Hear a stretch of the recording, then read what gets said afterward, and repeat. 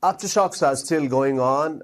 There have been more than a dozen aftershocks that we could feel, and that's why people are scared to stay inside, stay indoors. So lots of people spent their night outside under the sky all night, last night in Kathmandu. People are really scared to return to their houses even now because of the strong aftershocks. People are really shocked and terrified. And in affected areas, buildings, there are still bodies that are under structures and rubble that are being pulled out by security forces. Rescue and relief operation is now underway. Just a brand new day here, a day after the disaster.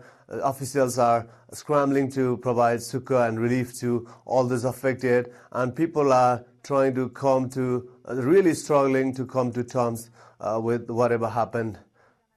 Do we have any news from those remote villages and areas near the epicenter? Initial reports said lots of houses in Bar Park, for example, one village near the epicenter in Gorkha, around 100 kilometers west of the Nepali capital. Almost all the houses collapsed there. Those were the reports. And yesterday, military officers tried to go there, reach there, and try to rescue them. They flew there on helicopters but could not land, and they are trying to do that. Today, officials are demanding more helicopters, more doctors, more tents for the victims, for those affected, more food, immediate drinking water, clean drinking water supply, and things like that. So reports are really sketchy from the remote areas because of communication problem as well, because mobile network is not working properly.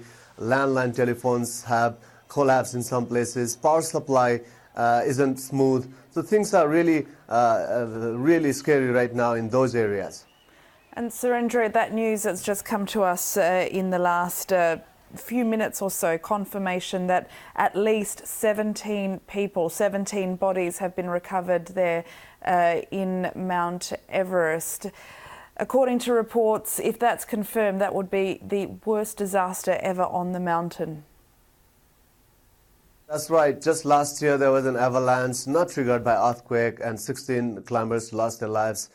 So this time, if this report is confirmed, this will be worst ever disaster in the mountains. And this time it's triggered by avalanche, and that's triggered by earthquake again. But that report is yet to be independently confirmed or verified. A couple of hours ago, we spoke to a senior official with the Home Ministry, and he said at least two climbers have died. That's all we know as of now, and it's really far away in the mountains with a really limited communication facility. So we're trying to ascertain that report. We're trying to find out what exactly happened in remote Mount Everest Base Camp area and other mountains where mountaineers are preparing for the oncoming spring climbing season.